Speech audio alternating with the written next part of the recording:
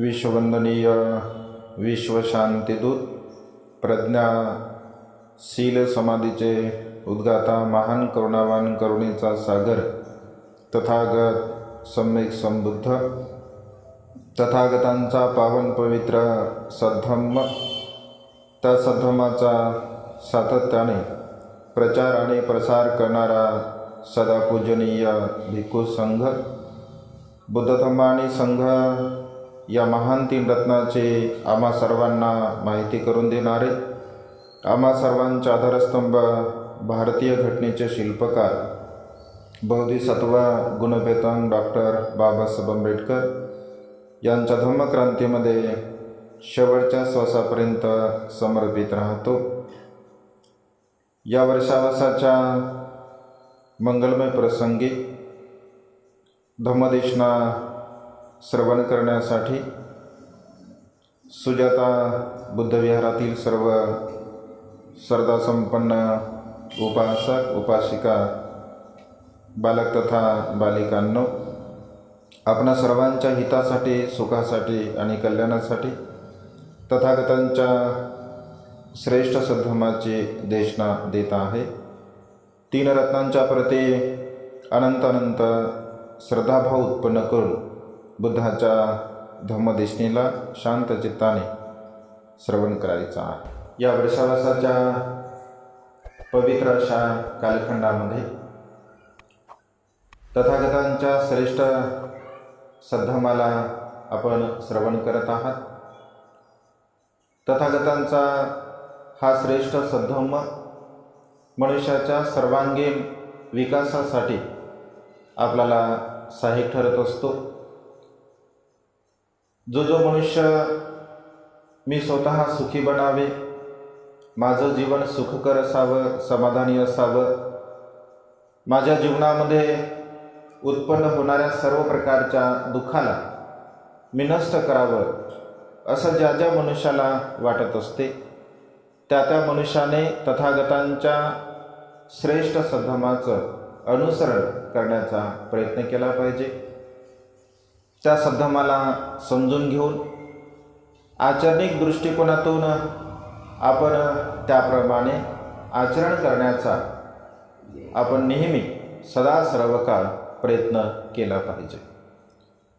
भगवंताचे उपदेश प्रसंगाला अनुरूप वेगवेगळ्या ठिकाणी भगवंताने दिले आणि त्यामुळे सर्व प्रकारचे उपदेश भगवंताने दिलेले आहेत.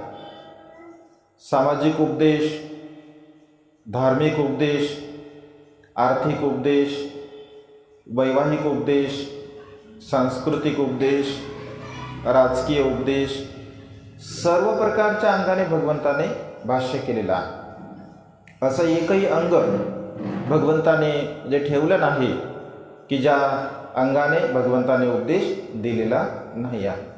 त्यामुळे सर्व अंगाने भगवंताच्या उपदेशाला आपण जाणलं पाहिजे, समजून घेण्याचा प्रयत्न केला पाहिजे. विशेष रूपाने या वर्षावसाच्या कालावधीमध्ये काया वाचा मनाला परिशुद्ध करण्यासाठी, निर्मळ करण्यासाठी आपण आचरण करत असतो. तसं सांसारिक लोकांसाठी नित्यनेमाने शील पालन करणे, दान पुण्य करणे आणि प्रज्ञेचा अभ्यास करणे, ही तीन प्रकारची कर्म सदा सर्व काळ सद्गृहस्थांनी केले पाहिजे. पंचशील व्यावहारिक दृष्टिकोनातून ज्या मनुष्याला सुखपूर्वक जीवन जगायचं आहे, त्या मनुष्याने पंचशिलेचं पालन केलं पाहिजे.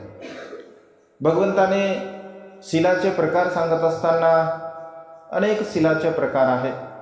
जसं पंचशील आहे, उपोषदशील ज्याला अष्टशील म्हटलं आहे, दशशील आहे, संवरशील सुद्धा आहे, त्यानंतर समोर भिक्खूंचे विनय आहे. म्हणजे वेगवेगळ्या अंगाने वेगवेगळ्या प्रकारचे शील भगवंताने सांगितलेले आहे. दैनंदिन जीवनामध्ये 5 शील जे की आपण पंचशील नित्यनेमाने ग्रहण करतो, त्याचं आचरण करण्याचा प्रयत्न करत असतो. उपोसताला भगवंताने 8 सील सांगितलेले आहे, ज्याला उपोसत सील असं आपण म्हणत असतो. उपवास आणि उपोसत सील याच्यामध्ये जमीन आसमानचा फरक आहे. उपोसत सील म्हणजे उपवास नव्हे, कारण रूढी परंपरेला अनुसरून अनेक लोक उपवास करत असतात. वेगवेगळ्या दिवशी वेगवेगळ्या जे देवीदेवतांच्या नावाने लोक उपवास करत असतात. तर उपवास आणि उपोसत यामध्ये खूप मोठा फरक आहे. एक वेळचा प्रसंग आहे. माता विशाखा सकाळच्या प्रहरी विहारामध्ये जात असते, जेतवन विहारामध्ये. आणि जेतवन विहारामध्ये गेल्यानंतर सकाळी जेव्हा ती जाते तर भगवंताला ती वंदन करते. भगवंत तिला विचारतात की विशाखा, सकाळी तू विहारामध्ये आलेली आहे, तर काय कारण आहे, कशासाठी आली आहे, काय निमित्त आहे. तसं माता विशाखा नित्य नियमाने विहारामध्ये जात असे. सकाळच्या प्रहरी आणि संध्याकाळच्या प्रहरी नित्य नेमाने माता विशाखा विहारामध्ये जात असे. कारण तशा प्रकारे माता विशाखेने 8 वर भगवंताकडून घेतले होते. आपण जसं देशना म्हणजे देत राहील तसं सर्व काही ते चरित्रात्मक दृष्टिकोनातून सुद्धा आपण समोरच्या विषयामध्ये सांगूया. तर विशाखा माता जेव्हा सकाळी जाते तर भगवंत तिला प्रश्न करतात की तू कशासाठी आली. तर तेव्हा माता विशाखा नम्रपणे भगवंताला म्हणते की भगवान, आज माझं उपोसत सील आहे. वास्तविक पाहता भगवंताला माहीत असतं की विशाखा कशासाठी आली. भगवंत भूत भविष्य वर्तमान जाणार असतात, परचित्त ज्ञानी भगवंत असतात. पण तरीसुद्धा भगवंत तिला विचारतात आणि ती नम्रपणे भगवंताला सांगते की भगवान, आज माझं उपोसत सील आहे. मग उपोसत सील आहे असं म्हटल्यानंतर भगवंत असे म्हणतात की विशाखा, उपोसत सील कोणत्या प्रकारचा आहे, तो उपोसत सील कसं धारण करते, तर हे तुला माहीत आहे का की कोणतं उपोसत श्रेष्ठ आहे. तर विशाखा म्हणते की भगवान, मला तर माहीत नाही, परंतु भगवंताने जर उपदेश दिला तर तो माझ्या हितासाठी होईल, माझ्या सुखासाठी होईल, माझ्या कल्याणासाठी होईल. आणि भगवंताला ती उपदेशाची याचना करत असते. आता जसं आपण सील पंचशील ग्रहण करत असताना जसं याचना तुम्ही म्हणता, ऐक नाही, सीलाची अष्टशील ग्रहण करताना, उपोसत शील ग्रहण करताना सुद्धा तुम्ही याचना म्हणता. काय याचना म्हणता? उपोसत शील धारण करताना काय याचना म्हणता म्हणा बरं. ओकास अहं भन्ते ती शरणेन सद्धिं अठांग समनागतं उपोसतशीलं धम्मं याचामि अनुग्रहं कृत्वा शीलं देतमे भन्ते. अशा प्रकारे आपण उपोसत शीलाची याचना करत असतो. ओकास अहं भन्ते, भन्ते अवकाश द्या. एक ओकास म्हणजे अवकाश द्या, तुमचा वेळ द्या. ओकास अहं भन्ते ती शरणेन सह, 3 शरणासह, ऐक ना, बुद्ध धम्म संघ या 3 शरणासह अठांग उपोसतशीलं, ऐक ना, 8 उपोसतशील मला द्या. ती शरणेन सद्धिं अठांग समनागतं, अठांग समनागतं. समनागतं म्हणजे काय? समनागतं म्हणजे श्रमण जीवनाकडे. समना म्हणजे श्रमण, गतं म्हणजे मार्ग. समनागतं श्रमण जीवनाकडे जाणारे जे 8 अंग आहे, म्हणजे समनागतं इथे महत्त्वपूर्ण शब्द आहे. समनागतं म्हणजे श्रमण जीवनाकडे घेऊन जाणारा जो मार्ग आहे, त्या मार्गाने जाणाऱ्या शीलाला आम्ही धारण करू इच्छितो, तर ते उपोषित शील तुम्ही आम्हाला द्या. कारण श्रमण जीवन उपोषित शील जेव्हा तुम्ही धारण करत असता, तर त्यामध्ये एक महत्त्वपूर्ण असं शील आहे. समनागतम म्हणजे कशासाठी की श्रमण जीवन म्हणजे भिक्षू असतात ते कशा प्रकारचं जीवन जगतात, किंवा तसं श्रमण हे भिक्षूंनाच म्हटलं आहे, परंतु दोन बाजूने एक जे काही संन्यासी वृत्तीचे लोक असतात, जे साधू संन्यासी या वृत्तीचे लोक असतात, तर त्यांना सुद्धा श्रमण असं म्हटलं जातं आणि भिक्षूंना सुद्धा श्रमण असं म्हटलं जातं. तर समनागतं उपोषितशीलं श्रमणा जीवनाकडे जाणारा जो मार्ग आहे, या मार्गाचं शील तुम्ही आम्हाला द्या. अशा प्रकारे आपण याचना करत असतो. खरं तर बऱ्याचशा लोकांना म्हणजे ही जी याचना आहे, या याचनेचा अर्थ न समजल्यामुळे, अर्थ न माहीत असल्यामुळे उपोषित शीलाचं जे महत्त्व आहे ते तेवढ्या स्वरूपामध्ये समजत नाही. कारण उपोषित शीलाचं एवढं महान महत्त्व आहे. म्हणजे उपोषित शील जो धारण करणारा व्यक्ती असतो, मग स्त्री असो अथवा पुरुष असो, त्याच्या जीवनामध्ये 4 गोष्टींचा लाभ होत असतो. उपोषित शील धारण केल्यामुळे, तसं शील पालन केल्यामुळे सुद्धा 4 गोष्टीचा लाभ होतो, आणि उपोषित शील धारण केल्यामुळे सुद्धा 4 गोष्टींचा लाभ होत असतो. कोणत्या कोणत्या गोष्टींचा लाभ होतो आपल्याला शील पालन केल्यानंतर? तुम्ही शील पालन करता ना? शील पालन करण्यामागचा आपला काय उद्देश आहे? उद्देश आहे ना आपला काहीतरी. पण शील पालन करण्यामागचा आपला उद्देश काय आहे? म्हणजे कशासाठी आपण शील पालन करतो? दान कशासाठी देतो आपण? पुण्यकर्मासाठी, आहे की नाही? तसं मग शील पालनाचा उद्देश आहे ना काहीतरी. जसं दान कर्म आपण पुण्यकर्मासाठी देतोय, किंवा दान केल्यानंतर आपलं पुण्यकर्म होतं, कुशल कर्म होतं. शील पालन केल्यानंतर आपल्याला काय लाभ होतो? कशासाठी करतो आपण? कारण मनुष्याचा जो स्वभाव आहे, ऐक ना, मनुष्याचा जो स्वभाव आहे, तर मनुष्याचा स्वभाव हा स्वार्थी असतो. आपण जे जीवन जगत असतो, तर स्वार्थाने परिपूर्ण आपलं जीवन असते. जिथे आपला स्वार्थ नसतो तिथे आपण ती गोष्ट करत नाही. म्हणजे ज्या गोष्टीमध्ये आपला स्वार्थ आहे, आणि भगवंत तर असे म्हणतात की मनुष्याने सर्वात जास्त स्वार्थी असावं, म्हणजे खूप जास्त स्वार्थी असावं. पण त्याला पण वेगळा अर्थ आहे बरं. म्हणजे स्वार्थाचा मिनिंग सुद्धा वेगळा आहे की नाही? स्वार्थाचे वेगवेगळ्या प्रकारचे मिनिंग आहे. तर आपण आपला जो स्वार्थ आहे शील धारण करण्याचा, तर आपल्याला असं वाटतं किंवा शील धारण केल्यानंतर आपल्याला 4 गोष्टी प्राप्त होतात. आपल्याला आयुष्याचा लाभ होते, आयुष्य मिळतं ना शील पालन केल्यानंतर. आपल्याला आयुष्य वाढतं, आपल्याला सुख प्राप्त होते ना. शील पालन केल्यानंतर आपण सुखी होतो, समाधानी होतो, आपण आनंदी होतो. आपलं आयुष्य वाढतं शील पालन केल्यामुळे. आपल्याला सुख लाभते शील पालन केल्यामुळे. आपल्याला बल प्राप्त होते, ज्याला आध्यात्मिक बल असं म्हटलं आहे. आध्यात्मिक बल आणि शारीरिक बल हे डिफरंट आहे. तर आध्यात्मिक बल मनुष्याला प्राप्त होते, आणि सर्वात महत्त्वपूर्ण गोष्ट आपला वर्ण सतेज होत असतो. वर्ण म्हणजे आपली कांती जी आहे, तर ती प्रसन्न असते. म्हणजे या 4 गोष्टी आपल्याला शील पालन केल्यामुळे प्राप्त होत असतात असं भगवंताने म्हटलं आहे.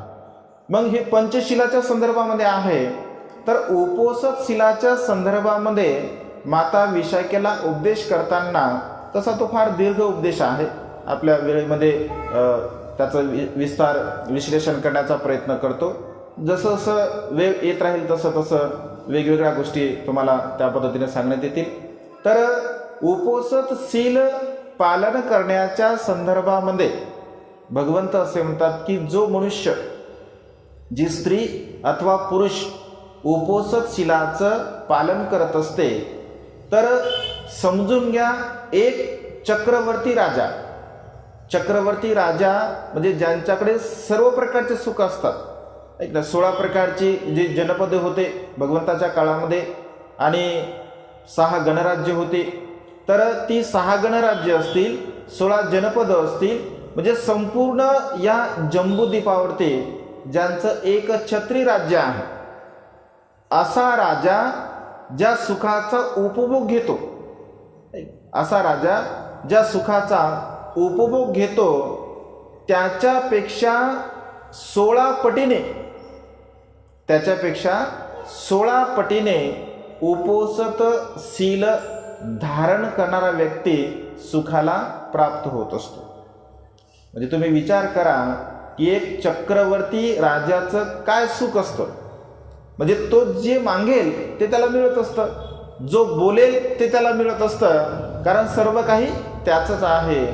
त्याच्यापेक्षा 16 पटीने उपोषित शील धारण करणाऱ्या व्यक्तीला सुख प्राप्त होत असते. एवढं महान उपोषित शीलाचं पालन आहे, म्हणजे महान पुण्य आहे, त्याचं सुख आहे. पण ते जर योग्य पद्धतीने आपण जर केलं तर, म्हणजे शील पालन जर योग्य पद्धतीने केलं तर त्याचा लाभ, त्याचं आचरण, त्याचं पुण्य आपल्या आचरणावरती अवलंबून आहे. आणि त्यामुळे भगवंत विशाखेला जेव्हा विचारतात की तू कुठल्या प्रकारचं उपोषित करते, तू कुठल्या प्रकारचं उपोषित करते, तर तेव्हा माता विशाखा म्हणते की भगवान आपण सांगावे की कोणत्या प्रकारचं श्रेष्ठ उपोषित आहे. तर त्या काळामध्ये 3 प्रकारचे उपोषित लोक करत असत. एक पहिला उपोषित आहे ज्याला गोपाल उपोषित व्रत असं म्हणतात. गोपाल उपोषित व्रत म्हणजे आज भारतवर्षामध्ये 99% लोक जर उपवास करत असतील किंवा उपोषिताच्या नावानं जरी ते करत असतील तरी त्यांचा गोपाल उपोषित व्रत आहे. मग कसं गोपाल उपोषित व्रत? जसं भगवंत असे म्हणतात की समजून घ्या, गोपाल म्हणजे गाई ओळणारा, गाई सांभाळणारा, आहे का, त्याला गोपाल असं म्हणतात. म्हणजे गाई चारणारा जो व्यक्ती असतो, जो गोपाल असतो, तर तो जेव्हा विचार करतो, जेव्हा आपल्या गायी तो पठारावरती, डोंगरावरती घेऊन जातो, तर जिथे जिथे चांगल्या प्रकारचा चारा आहे, गवत आहे, तर त्या ठिकाणी तो गायींना घेऊन जात असतो की आपल्या गायींचं पोट भरलं पाहिजे. आणि जिथे चांगलं पाणी आहे तिथे तो पाण्यावरती आपल्या गायींना घेऊन जातो. आणि तो दुसऱ्या दिवशी असा विचार करतो की आज या परिसरामध्ये, या डोंगरावरती, या पठारावरती खूप चांगल्या प्रकारचा चारा आहे, आज माझ्या गायींनी पोटभर चारा खाल्लेला आहे, पाणीसुद्धा विपुल प्रमाणामध्ये आहे, तर मी दुसऱ्या दिवशी सुद्धा याच पठारावरती माझ्या गायींना आणेल जेणेकरून त्यांचं पोट भरेल. हा गोपाल उपोषित व्रताचा जो प्रकार आहे, तर मग जो गोपाल उपोषित व्रत धारण करणारा व्यक्ती आहे तर तो असा विचार करतो या गोपालाप्रमाणे की आज माझं शील आहे, आज माझं व्रत आहे, आज मी उपोषित शील घेतला आहे, तर आज मग मी काय काय बनवलं खाण्यासाठी. तो काय विचार करतो की आज मी काय बनवलं, मग मी खीर बनवली असेल, ऐकलं, मी पुरणपोळी बनवली असेल, मी भजी बनवली, आहे की नाही. म्हणजे तो पदार्थ त्या ठिकाणी म्हणतो की आज हे पदार्थ मी बनवलेले आहे, पुढच्या उपोषिताला मात्र मी आता वेगळे पदार्थ बनवून खाणार आहे. म्हणजे याचं उपोषित कशासाठी आहे, याचं सगळं खाण्यामध्ये लक्ष आहे किंवा हा पदार्थ मला करून खायचा आहे, तो पदार्थ मला करून खायचा आहे. आणि जनरली बहुतांश लोक असंच करतात, म्हणतात की आज माझं उपोषित आहे, थोडंसं व्यवस्थित भोजन बनलं पाहिजे, ऐक ना, जरा चांगलं भोजन बनलं पाहिजे, म्हणजे जेणेकरून पोटभर भोजन आपण ग्रहण केलं पाहिजे, आहे की नाही. तसं उपोषिताला भोजन सात्विकच केलं पाहिजे, चांगलंच केलं पाहिजे. का चांगलं केलं पाहिजे?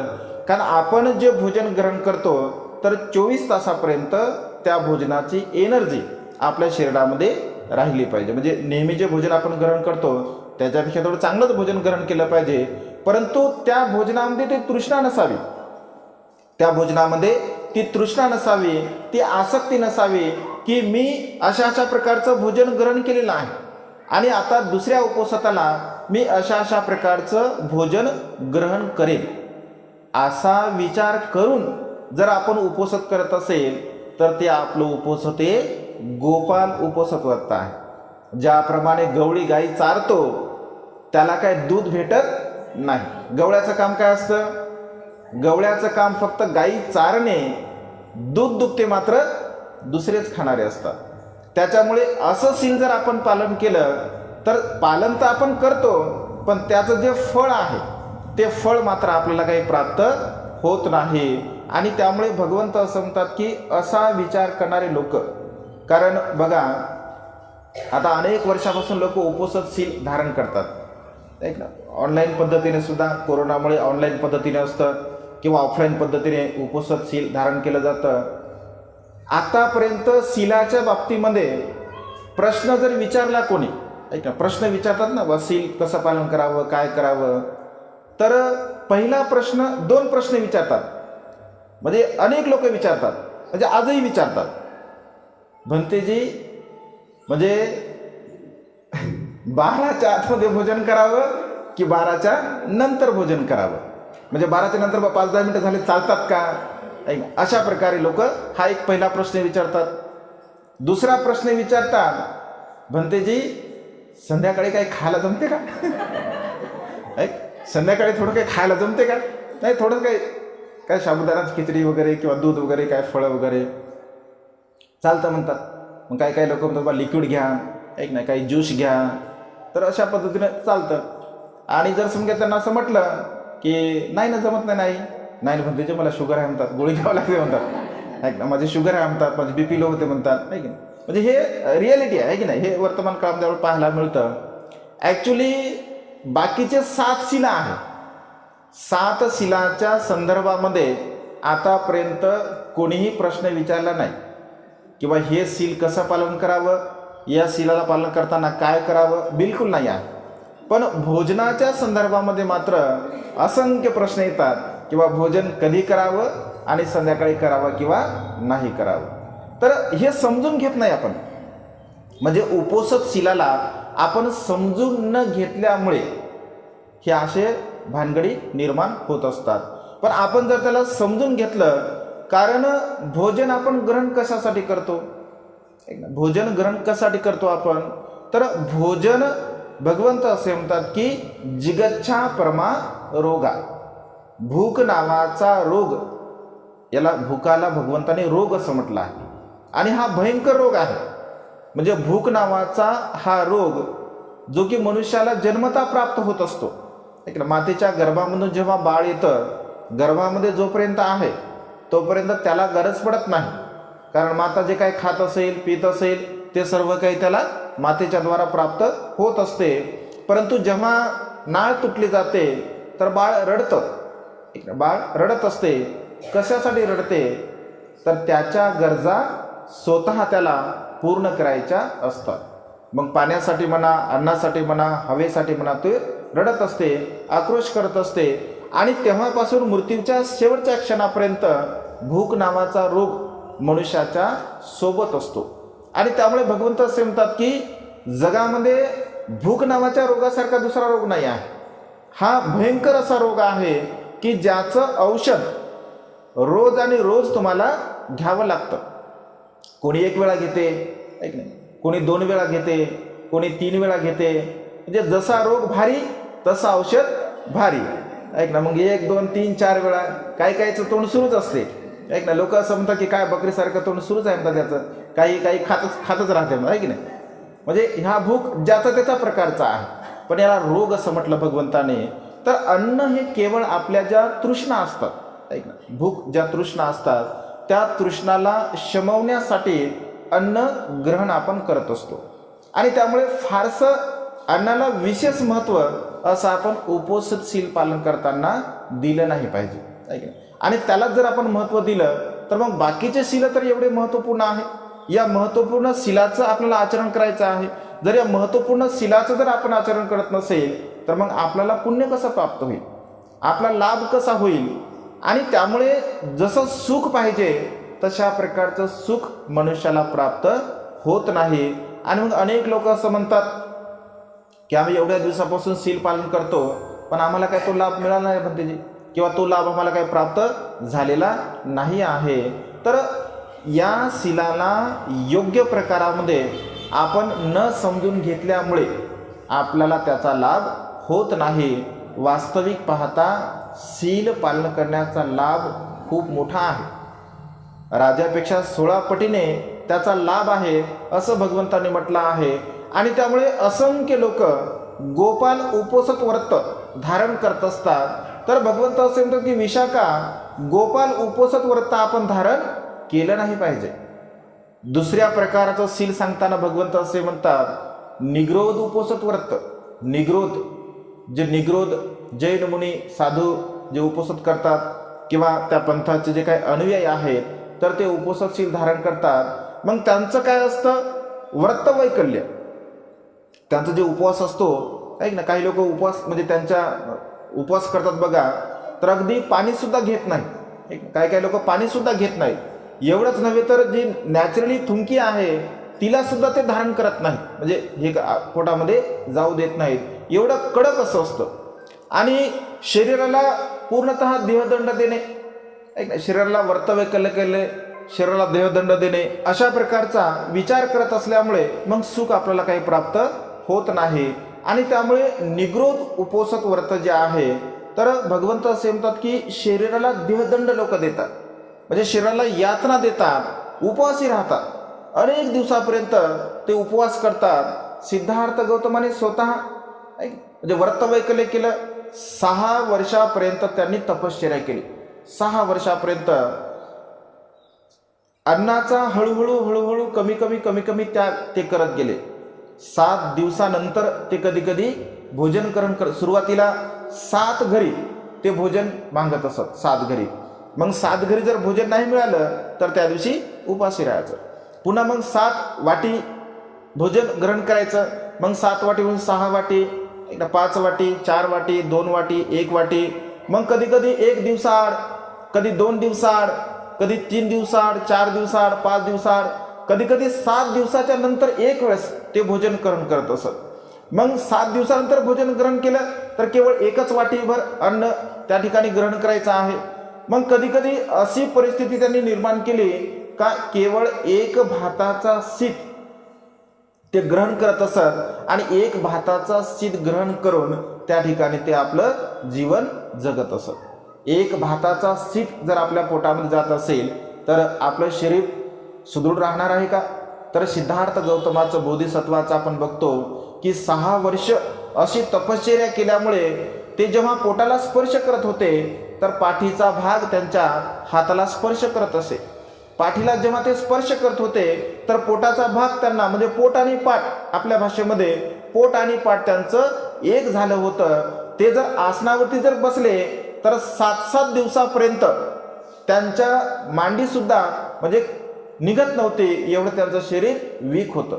ते जर साधना करता जर बाजूला पडले तर त्यांना उठता सुद्धा येत नव्हतं, कारण शरीरामध्ये कुठल्याही प्रकारचा त्राण नव्हतं, शक्ती नव्हती. आणि अशा प्रकारे त्यांचं शरीर पूर्णपणे कृश झालं होतं. अगदी मरणासन्न अवस्थेकडे सिद्धार्थ गौतम गेले होते. आणि मग ते मनाशीच विचार करतात, जर शरीराला देहदंड देऊन, शरीराला जर त्रास देऊन, अन्न कमी ग्रहण करून जर ज्ञान प्राप्ती झाली असती तर आतापर्यंत मला ज्ञान प्राप्त झालं असतं. कारण मी जेवढे व्रतवैकल्य केले, मी जेवढे उपवास तापास केले, मी जेवढा शरीराला देहदंड दिला, तेवढा देहदंड, तेवढं व्रतवैकल्य या सृष्टीमध्ये आतापर्यंत कोणीही केलेलं नाही आहे, जेवढं मी केलं. आणि हा जर सत्याचा मार्ग असेल तर मग मला ज्ञानप्राप्ती व्हायला पाहिजे होती. मला ज्ञानप्राप्ती झाली नाही तर हा मार्ग काही योग्य नाही आहे, हा मार्ग योग्य नाही आहे, हा मार्ग सत्याचा नाही आहे. आणि तेव्हा सिद्धार्थ गौतम अन्नाचा त्याग जो केला असतो तर सुजाता मातेची खीर ते ग्रहण करत असतात.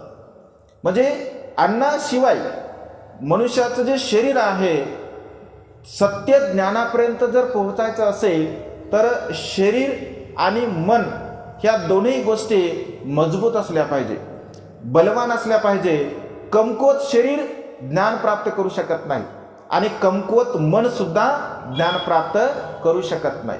ज्ञान प्राप्त करण्यासाठी शरीर सुद्धा बलवान असलं पाहिजे आणि मनुष्याचं मन सुद्धा बलवान असलं पाहिजे. रोगी मनाचा मनुष्य धम्म श्रवण करू शकत नाही. रोगी मनाचा मनुष्य धम्म कधीही श्रवण करू शकत नाही, कारण त्याची मानसिकता तशी नसते. म्हणजे रोगी माणसाला भगवंताने उपदेश केला नाही असं नाही आहे. भगवंताने तर रोगीच माणसाला उपदेश केला. सगळे आपण रोगीच आहोत, ऐक ना, सगळे आपण रोगी आहोत. सगळ्यांना रोग लागलेला आहे. कोणाला रागाचा रोग लागला, ऐक ना, कोणाला द्वेषाचा रोग आहे, कोणाला मोहाचा आहे, मीपणाचा आहे, अहमपणाचा आहे, गर्वाचा आहे, तृष्णेचा आहे, ऐक ना, हे सगळे रोग आहे. या रोगी मनुष्याला भगवंताने उपदेश दिला. परंतु मनुष्याचं जर चित्त म्हणजे चंचल असेल, भरकटणार असेल, त्याचं चित्त स्थिर नसेल, तर असा मनुष्य धम्म श्रवण करू शकत नाही. आणि त्याने धम्म श्रवण जरी केला तर त्याला कोणत्याही प्रकारचा लाभ होत नाही. म्हणून मन आणि शरीर दोनही तंदुरुस्त पाहिजे, तेव्हा मनुष्य धम्म ज्ञान प्राप्त करू शकतो. आणि मग त्याने तो मार्ग सोडून दिला. आणि त्यामुळे भगवंत असे म्हणतात की हा जो मार्ग आहे, दोन प्रकारचे मार्ग मनुष्याला दुःखाकडे घेऊन जात असतात. पहिला मार्ग खा प्या मोज मजा करा, कारण उद्या आपण मरणार आहोत. अनेक लोकांना असं वाटतं खा प्या मोज मजा करा कारण आपण उद्या मरणार आहोत. कारण लोकांना असं वाटतं की आज आहे ना, अनेक लोक असं म्हणतात आज सध्या आपण जिवंत आहो ना, आज सुखपूर्वक जीवन जगतो ना, उद्याचं उद्या पाहून घेऊ, असे अनेक लोक म्हणणारे आहेत. हा अनुभव प्रत्यक्ष तुम्ही तर अनुभवलाच असेल, पण आम्ही विहारामध्ये राहून सुद्धा अनुभवला. हा खा प्या मोजमजा करण्यात, मोजमजा तर नाही, पण खाण्याचा अनुभव कोरोनाच्या काळामध्ये बघा, एवढे चांगले चांगले पदार्थ लोकांनी करून खाल्ले. म्हणजे स्टेटसला आम्ही बघायचो लोकांच्या, आणि लोक जेव्हा बनवायचे तर आम्हाला पण आनंद द्यायचे, कारण आम्ही काय विहाराच्या बाहेर जात नसो. म्हणजे विहारामध्ये म्हणजे कधीच पदार्थ खाल्ला नाही, बघितला सुद्धा नाही. का तर यूट्यूबवरती पदार्थ म्हणजे ऑलरेडी सगळं मिळतं मटेरियल. आता यूट्यूबवरती एखादा आयटम बघायचा, लगेच घरी त्याची रेसिपी सुरू. म्हणजे वेगवेगळ्या प्रकारचे, कारण काम नव्हतं कोणाला काही, त्याच्यामुळे चला जे जे काय आहे ते खाऊन, मस्त खाऊन पिऊन, म्हणजे लोकांना असं वाटतं की आपलं काही खरं नाही, आता आपण मृत्यूला प्राप्त होऊ शकतो आणि त्याच्यामुळे खाऊन पिऊन मेलेलं बरं, अशी लोकांची मानसिकता तयार झाली होती. म्हणजे खा प्या मोजमजा करा असं लोकांना वाटतं, पण हा मार्ग चुकीचा आहे, हा मार्ग मिथ्या आहे, हा मार्ग सत्यज्ञानाचा नाही आहे. आणि दुसरा मार्ग हा वर्त वैकल्याचा सुद्धा योग्य नाही आहे. मग भगवंतांनी मध्य मार्ग सांगितला. भगवंत असे म्हणतात माता विशाखेला, या दोनही उपोषित शील जर तू धारण करत असेल किंवा हे शील जर धारण केले तर याचा लाभ काहीही होणार नाही आहे. तर आर्य उपोषित शील तू धारण केलं पाहिजे. मग आर्य उपोषित शील म्हणजे काय? आर्य म्हणजे श्रेष्ठ उपोषित शील तू धारण केलं पाहिजे. आणि त्याचे काही नियम आहे, त्याची काही तत्व आहे, त्या नियमांचं आणि त्या तत्वांचं तुला आचरण करावं लागेल. आणि भगवंत मग 8 सील त्या ठिकाणी सांगत असतात. 5 सील तर आपण ग्रहण करत असतो, त्याच्यामध्ये 3 सील ॲड आहे. जसं प्राण्यांची हिंसा करू नये, कुठल्याही प्रकारच्या प्राण्यांची हिंसा मी करणार नाही असं शिक्षापद ग्रहण करतो. मी चोरी करणार नाही अशा प्रकारचं शिक्षापद ग्रहण करतो. इथे एक सील बदललं, जसं कामे सुमिच्छाचारा असं सील आहे, तर त्या ठिकाणी अब्रह्मचर्या वेरमणी अशा प्रकारचं सील आहे. अब्रह्मचर्या म्हणजे ब्रह्मचर्याचं आचरण, पूर्णतः ब्रह्मचर्या. कामे सुमिच्छा म्हणजे परस्त्री गमन न करणे आणि परपुरुष गमन न करणे. परंतु अब्रह्मचर्या म्हटल्यानंतर आपण पती पत्नी जरी असेल तर भगवंत असे म्हणतात, ज्या दिवशी उपोषित शील आहे तर बहीण भावाप्रमाणे आपला त्या दिवशी व्यवहार असावा.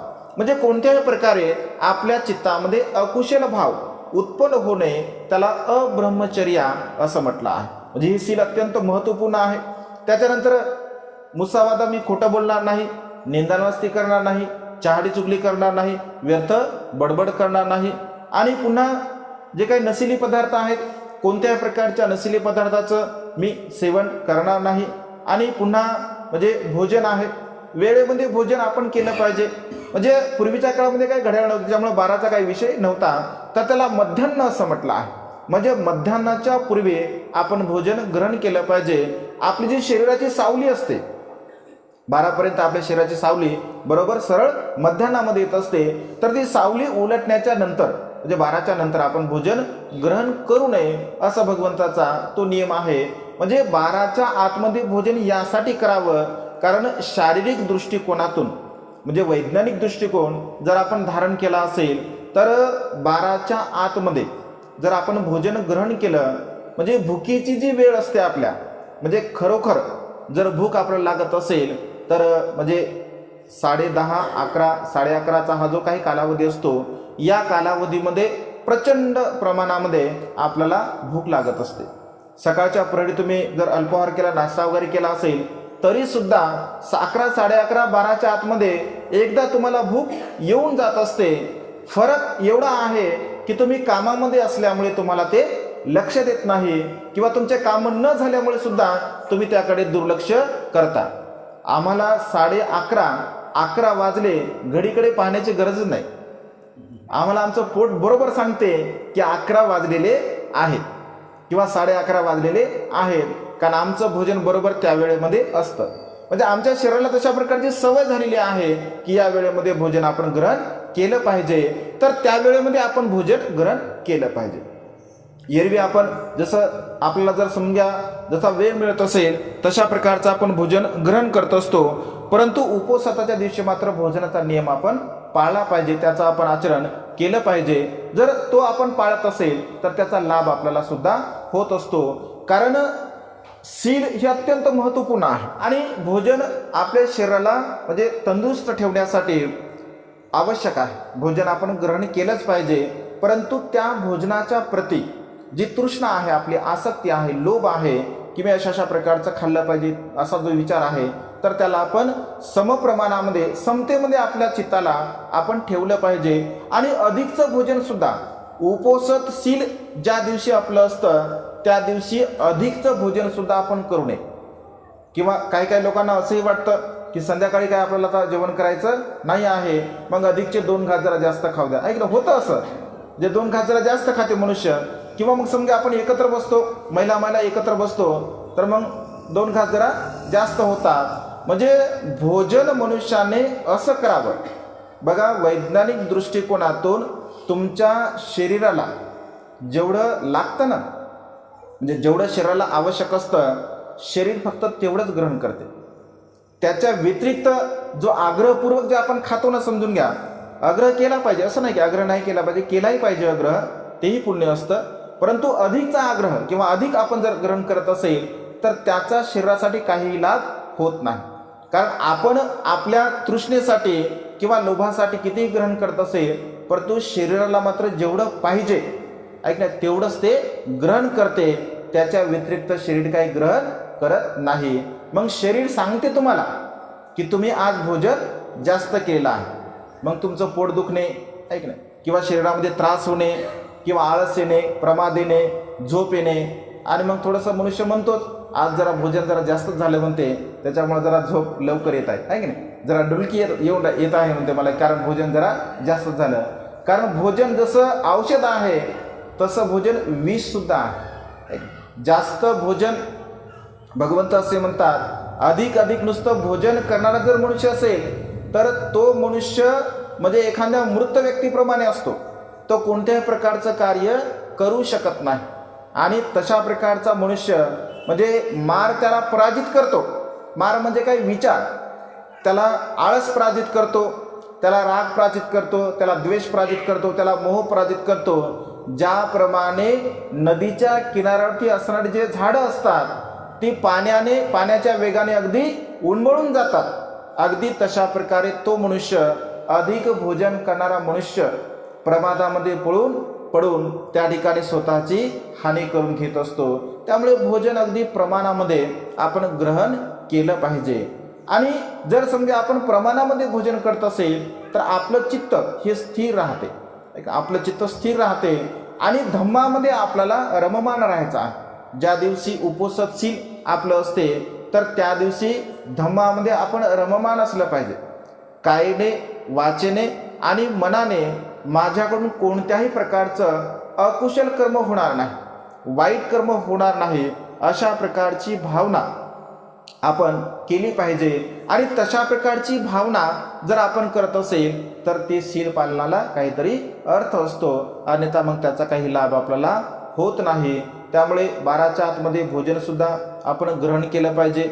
आणि त्यानंतर उच्च आसना महासना. उच्च आसन वास्तविक पाहता आज जे काही आपण आसन वापरत असतो तर त्याला काही उच्च आसन म्हटल्या जात नाही, म्हणजे साधं नॉर्मल आसन असतं. आता काही बाबासाहेबांच्या पुण्यामुळे काही लोकांकडे उच्च आसन असतात म्हणा, पण पूर्वीच्या काळामध्ये कसं राजे महाराजे लोक एक ना उंच आसन वापरत असत, श्रेष्ठी लोक महाश्रेष्ठी लोक उंच आसन वापरत असत. आणि मग त्यांना तशा प्रकारच्या आसनावरती म्हणजे भगवंत असे म्हणतात की उच्च आसन धारण आपण करू नये. महासैना म्हणजे आसनापेक्षा अत्यंत उच्च, एक ना उंच तर आहे पण त्याच्यापेक्षा सुद्धा उंच आसन असतं. राजे महाराजांचे फार मोठे मोठे आसनं असतात. म्हणजे अशा प्रकारच्या आसनावरती आपण बसू नये किंवा झोपू नये. की कधी कधी बघा आज अशा प्रकारच्या काही गाद्या आहेत की त्या गादीवर जर आपण बसलं ना, म्हणजे बसल्याबरोबर ती गादी इथवर खाली जाते आणि त्या गादीवर बसले की एक सुखद अशी अनुभूती आपल्याला येते की खूप छान आहे. असं काय म्हणतो आपण, गादी खूपच छान आहे, खूप नरम आहे, खूप मऊ आहे, की मखमली आहे असं आपण म्हणतो. तर अशा प्रकारचं मऊ आसन जर असेल की जे आसन आपल्या चित्तामध्ये आपल्या मनामध्ये विकार उत्पन्न करणारं आसन असेल, मग लोभ उत्पन्न करणार असेल, राग उत्पन्न करणार असेल, द्वेष उत्पन्न करणार असेल, मोह उत्पन्न करणार असेल, कामभाव उत्पन्न करणार असेल, वितर्क उत्पन्न करणार असेल, मीपणा अहमपणा उत्पन्न करणार असेल, तर अशा प्रकारच्या आसनाला आपण ग्रहण केलं नाही पाहिजे. त्याला उच्च आसन असं म्हटलेलं आहे. कारण आसनावरती बसल्यानंतर सुद्धा हे जेवढे मी विकार सांगितले तेवढे विकार सुद्धा उत्पन्न होतात. आसनावर बसल्यानंतर सुद्धा रागही उत्पन्न होतो, द्वेषही उत्पन्न होतो, मोह उत्पन्न होतो, ऐक ना, कामभाव उत्पन्न होतो, वितर्क उत्पन्न होतो, मीपणा अहमपणा सुद्धा उत्पन्न होतो. आणि त्यामुळे हे जे विकार आहे या विकाराला जर थांबवायचं असेल तर अगदी छोटंसं आसन, ज्या दिवशी आपण उपसशील धारण केलं आहे त्या दिवशी अगदी छोटंसं आसन आपण धारण केलं पाहिजे. कारण आसनाचा म्हणजे आपल्या आसनाचा आपल्या सतर्कतेशी जागरूकतेशी खूप चांगल्या प्रकारचा संबंध आहे. म्हणजे आपण जागरूक असलं पाहिजे. उपसशील धारण केलं ना आपण तर जागरूक असलं पाहिजे. आपल्याकडून कोणत्याही प्रकारचं अकुशल कर्म वाईट कर्म झालं नाही पाहिजे. त्यामुळे जागरूकपणे आपण आसनाला धारण केलं पाहिजे. म्हणून उच्च आसन सुद्धा आपण ग्रहण केलं नाही पाहिजे. आणि सर्वात महत्त्वपूर्ण जे शील आहे ज्याला माला गंध विलेपन धारण मंडन विभूषण ठाणा वेरमणी शिक्षापदं समाध्यामे असं म्हटलेलं आहे. म्हणजे विशेष रूपाने स्त्रियांसाठी जे नित्यनेमाने तुम्ही जे काही विलेपन लावता, मेकअप करता, साज शृंगार करता, माळा लावता, गंध लावता, एनिवे जे काही मेकअपचं सामान असेल तर त्या दिवशी मात्र त्याचा तुम्हाला पूर्णतः त्याग करावा लागतो. कारण त्याचा जर पूर्णतः त्याग केला म्हणजे त्याग का करावं, कारण आपण जर समजा ही त्याग प्रवृत्ती जर आपल्या मनामध्ये निर्माण करणार नाही, कारण आपण जे काही धारण करत असतो तर आपलं सौंदर्य वाढवण्यासाठी आपण ते धारण करत असतो. तर त्या दिवशी एका दिवसासाठी आपण अत्यंत शांतपणे म्हणजे व्यवस्थितपणे राहण्याचा प्रयत्न केला पाहिजे. कारण कुठल्याही प्रकारचं विलेपन जर लावलं तर आपलं चित्त विचलित होते, आपलं मन विचलित होते. आणि आपलं मन जर विचलित होत असेल तर त्या ठिकाणी आपलं शील पालन सुद्धा होत नाही. कारण भगवंत असे म्हणतात की बाह्य सौंदर्य जर आपण सजवलं, समजून घ्या, बाह्य सौंदर्य जर आपण निर्माण केलं तर त्या बाह्य सौंदर्यामुळे सुद्धा आपल्याला म्हणजे आपण तर त्याचं पालन केलंच पाहिजे, परंतु आपल्यामुळे इतरांना सुद्धा त्रास नाही झाला पाहिजे. आपल्यामुळे इतरांना सुद्धा त्रास नाही झाला पाहिजे किंवा आपल्याला बघून इतरांच्या मनामध्ये सुद्धा अकुशल भाव अकुशल विचार उत्पन्न नाही झाला पाहिजे. आणि त्यामुळे ही सर्व प्रकारची जी काही विलेपण असतात, कारण पूर्वीच्या काळामध्ये आज जसे विलेपण आहेत तसे पूर्वीच्या काळामध्ये सुद्धा होते. साज शृंगार सुद्धा होता. आज जेवढे अलंकार धारण करत नाहीत स्त्रिया त्याच्यापेक्षा कितीतरी पटीने चांगल्या चांगल्या प्रकारचे उच्च दर्जाचे अलंकार पूर्वीच्या काळामध्ये सुद्धा धारण करत असत. आपण लेणीवर जर चित्र बघितले तर त्या स्त्रियांच्या अंगामध्ये बघा किती सुंदर सुंदर अलंकार आपल्याला पाहायला मिळतात. माता विशाखेच्या अंगावरती 9 करोड रुपयाचा महालता प्रसाधन हार होता. 9 करोड रुपये. त्या काळामध्ये 9 करोड रुपयाचा हार माता विशाखेला तिच्या पित्याने आपल्या मुलीला भेट म्हणून दिला होता. त्या हाराची विशेषता अशी होती, तो जर कंठामध्ये जर टाकला तर पायाच्या बोटाला शेवटचं टोक त्या हाराचं लागत होतं. एवढा मोठा, एवढा विशाल तो हार होता. त्याचं वजन एवढं होतं की सर्वसाधारण स्त्री त्या हाराला धारण सुद्धा, म्हणजे हातात पकडू सुद्धा शकत नव्हती. एवढा वेट त्या हाराचा होता.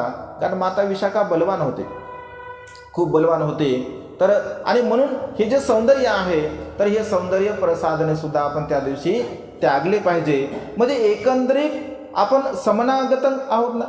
म्हणजे उपसशील धारण करण्याचा उद्देश काय आहे की समनागतन, श्रमण जीवनाकडे जाण्याचा मार्ग. मला म्हणते अवकाश द्या, मला उपोषणशील धारण मला करायचं आहे, उपोषणशील द्या. कारण हे उपोषणशील धारण करून मला श्रमण जीवनाकडे जाण्याची माझी इच्छा आहे. श्रमण जीवन मला एक दिवस जगायचं आहे. अशा प्रकारची भावना आपण निर्माण केली पाहिजे.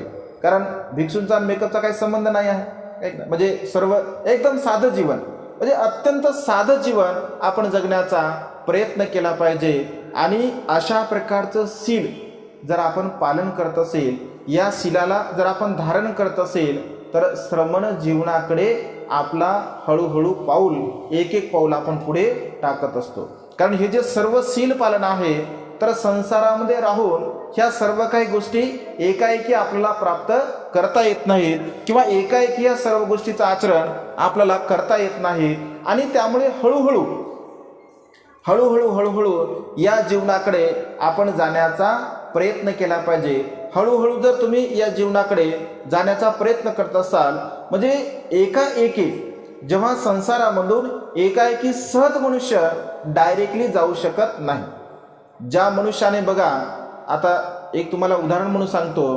जसं काही लोक, म्हणजे काही लोक जसं संसारामधून जेव्हा प्रवर्जित जीवनाकडे येतात, आपण असं म्हणतो ना, किंवा या भंतीने चिवर काढलं नाही का, किंवा ते भंते चिवर काढून गेले, किंवा हा साधू चिवर काढून गेला, तो संन्यासी चिवर काढून गेला. तर त्याला कारण हेच असतं, म्हणजे या जीवनाची जी सवय आहे, एक सांसारिक जीवनाची जी सवय आहे, तर ती सहजासहजी सुटल्या जात नाही. आणि मग संसारामध्ये राहून जर तुम्ही उपोषणशीलाचं पालन करणारे नसाल, तुम्ही कधीही उपोषणशील पालन केलं नाही, तुम्ही कधी शीलाचं आचरण केलं नाही, तर तुमच्या पूर्व पुण्याईमुळे तुम्हाला काही गोष्टी प्राप्त होतात. पूर्व पुण्याईमुळे काही गोष्टी प्राप्त होतात. परंतु जर या जीवनामध्ये तुम्ही आले, तर या जीवनाचे जे नियम असतात, तर ते नियम तुमच्याकडून काही पाळणं होत नाही. कारण पूर्वी तुम्ही संस्कार निर्माण केले नाही. म्हणजे तुम्ही जशा प्रकारचं बीज निर्माण करसाल, जसा तुमचा पाया मजबूत असेल, शीलाचा पाया मजबूत असेल, दानाचा पाया मजबूत असेल, प्रज्ञेचा पाया मजबूत असेल, तुमचा जसा पाया मजबूत असेल तशा प्रकारे तुम्हाला ती गोष्ट सोपी जाते. पण तुमचा जर पाया मजबूत नसेल, तर त्या ठिकाणी तुम्ही ती गोष्ट करू शकत नाही. आणि त्यामुळे जे लोक उपोषणशील धारण करत नाहीत, कधीच करत नाहीत, आणि जेव्हा ते प्रवर्जित जीवनाकडे येतात, पूर्वजन्मामध्ये कधी त्यांनी उपोषणशील धारण केलं नसतं, किंवा वर्तमान काळामध्ये सुद्धा केलेलं नसतं, आणि मग प्रवर्जित जीवनाकडे जेव्हा येतात, तर तेव्हा त्यांना या नियमाचं पालन करणं कठीण जातं, आणि मग ते पुन्हा संसारामध्ये निघून जात असतात. म्हणजे आता ह्या वर्तमान काळातल्या घटना नाही, तर भगवंताच्या काळामध्ये सुद्धा अशा अनेक प्रकारच्या घटना आपल्याला पाहायला मिळतात. त्याचं कारणच ते आहे की शील पालनाची सवय आपल्या मनाला आणि आपल्या शरीराला नसते. त्यामुळे शील पालनाची सवय आपण लावण्याचा प्रयत्न केला पाहिजे. कारण संसारामध्ये राहून तुम्ही कायमस्वरूपी शील पालन करू शकत नाही, किंवा कायमस्वरूपी उपोषणशीलाचं पालन करू शकत नाही. आणि त्यामुळे किमान 4 दिवस भगवंताने सांगितले, एक तर तुम्ही पौर्णिमेला उपोषणशील धारण करा, किंवा अमावस्येला उपोषणशील धारण करा, किंवा 2 अष्टमी आहे, शुक्ल आणि कृष्ण अष्टमी, तर त्याला तुम्ही किमान 4 दिवस तुम्ही शीलाचं पालन करून हळूहळू तुमचं समनागतं श्रमण जीवनाकडे जाण्याचा जो मार्ग आहे त्या मार्गाची पुष्टी, त्या मार्गाला परिपक्वता प्राप्त करण्यासाठी, त्याला मजबूत करण्यासाठी तुम्ही हळूहळू या शीलाचं पालन केलं पाहिजे. यदा कदाचित जर तुम्हाला तुमचं कुशल कर्म, तुमचं पुण्यकर्म आहे किंवा तुम्ही खूप सारे पुण्यकर्म केले आणि भविष्यामध्ये जर तुमच्यापैकी कोणी भिक्षुनी झालं, भविष्यामध्ये जर उपासकांमध्ये कोणी भिक्षू झाला तर त्याला ते कठीण जाणार नाही. का कठीण जाणार नाही? कारण त्याने ऑलरेडी त्याची प्रॅक्टिस केलेली आहे. ऐक ना, ऑलरेडी त्याची प्रॅक्टिस झालेली आहे. 8 शीलाचं त्याने पालन केलेलं आहे. त्याच्यामुळे हे संसारिक जीवन जगण्यासाठी त्याला ते सुलभ जाऊ शकते आणि त्यामुळे समनागतं असं म्हटलं आहे. उपोषित शीलाला श्रमण जीवनाकडे घेऊन जाण्याचा मार्ग असं म्हटलेलं आहे. म्हणजे त्या एका दिवसापुरतं, किमान एका दिवसापुरतं श्रमण जीवन तुम्ही जगत असता.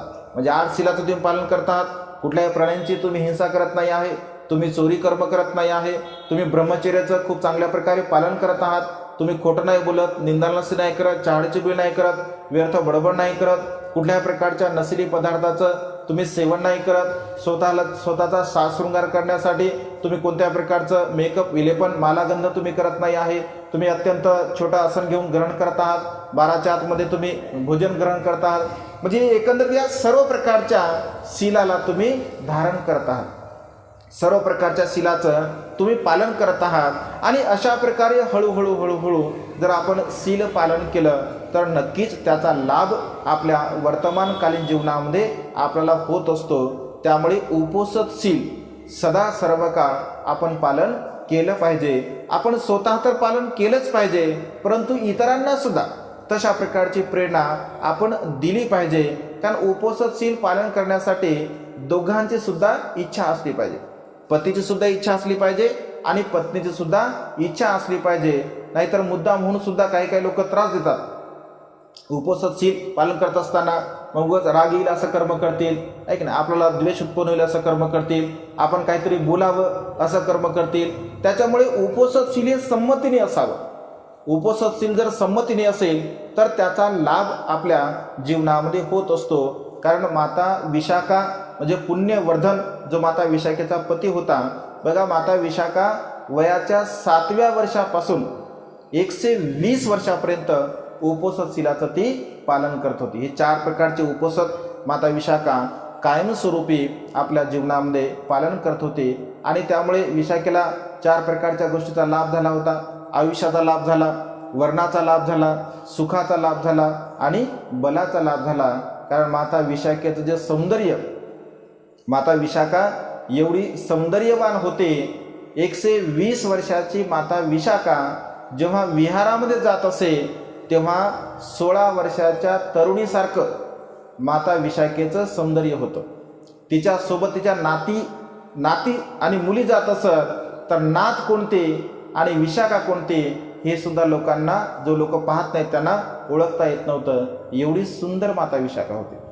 120 वर्षाची माता विशाखा 16 वर्षाच्या तरुणीसारखं तिचं सौंदर्य होतं. आपण कल्पना करू शकतो. 20 पुत्राची माता, 10 मुलं आणि 10 मुली माता विशाखेला होत्या.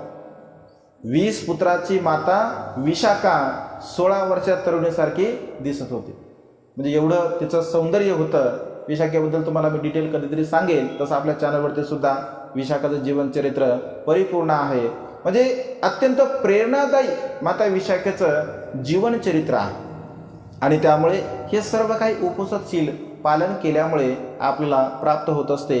धम्मदीक्षेच्या अगोदर बाबासाहेबांनी सुद्धा उपोषित शील धारण केलं होतं. परित्राण देशना बाबासाहेबांनी श्रवण केली होती. कारण बाबासाहेब असं म्हणतात, बाबासाहेबांना असं म्हटलं जातं की संध्याकाळी आपल्यासाठी भोजनासाठी काय बनवायचं आहे, तेव्हा बाबासाहेब असं म्हणतात, आज माझं उपोषित शील आहे, मी संध्याकाळी आज काहीही घेणार नाही. म्हणजे कारण त्याचा जो लाभ आहे, उपोषित शीलाचा जो लाभ आहे तो अनंत अनंत पुण्य आपल्या जीवनामध्ये प्राप्त करून देण्यासाठी आपल्याला सहाय्यक ठरत असतो. आणि त्यामुळे सदा सर्व काळ उपोषित शीलाचं आपण पालन केलं पाहिजे. कारण शेवटी आपण सुख निर्माण व्हावं यासाठी जीवन जगत असतो आणि त्यामुळे उपोषित शील धारण केल्यानंतर आपल्याला आयुष्य, वर्ण, सुख आणि बल ह्या 4 गोष्टींचा लाभ होत असतो आणि त्यामुळे सदा सर्व काळ पौर्णिमा असेल, अमावस्या असेल आणि अष्टमी असतील, किमान या 4 दिवशी आपण कायेने, वाचेने आणि मनाने अत्यंत शुद्ध कर्म करण्याचा प्रयत्न केला पाहिजे. उपोषणशील धारण करण्याचा प्रयत्न केला पाहिजे. दान, पुण्य आणि प्रज्ञेचा अभ्यास, म्हणजे उपोषण दिवशी 3ही कर्म झाले पाहिजे आपले, म्हणजे शीलही पालन झालं पाहिजे, दान कर्मसुद्धा झालं पाहिजे आणि प्रज्ञेचा अभ्याससुद्धा झाला पाहिजे. म्हणजे दानकर्म म्हणजे दानाचे वेगवेगळे भाग आहेत, वेगवेगळ्या प्रकारचं दान आहे. एक ग्लासभर तुम्ही पाणी जरी कोणाला दिलं प्रसन्न चित्तानं तर त्यालाही दान म्हटलं आहे. तुम्ही प्रेमाचे 2 शब्द जरी कोणाला सांगितले तर त्यालाही दान असं म्हटलं आहे. तुम्ही 2 घास कोणाला अन्न दिलं तर त्यालाही दान असं म्हटलं आहे. त्यामुळे दानाची व्याख्या फार विशाल आहे, फार महान आहे. तर त्या दिवशी आपण दानसुद्धा केलं पाहिजे. आपल्या चित्ताला एकाग्र करण्यासाठी आपण समाधी भावना, विपश्यनेचा, आनापानसतीची भावनासुद्धा केली पाहिजे. म्हणजे एकंदरीत दिवसभरापर्यंत आपलं चित्त हे धम्म कार्यामध्ये, धम्म मार्गामध्ये आपण रममान करण्याचा प्रयत्न केला पाहिजे. त्यामुळे कायेने, वाचेने आणि मनाने कोणत्याही प्रकारचे अकुशल कर्म आपले होणार नाही. आणि म्हणून आजच्या या मंगलमय प्रसंगी या उपोषणशीलाच्या उपदेशाला आपण धारण करावे, त्यानुसार जीवन जगण्याचा प्रयत्न करावा, अशा प्रकारची मंगलमय आणि उदात्त कामना या ठिकाणी व्यक्त करून ही धम्मदेशना संपन्न करतो. सर्वांचं मंगल हो, सर्वांचं कल्याण हो, सर्वांना दीर्घायुष्य लाभो.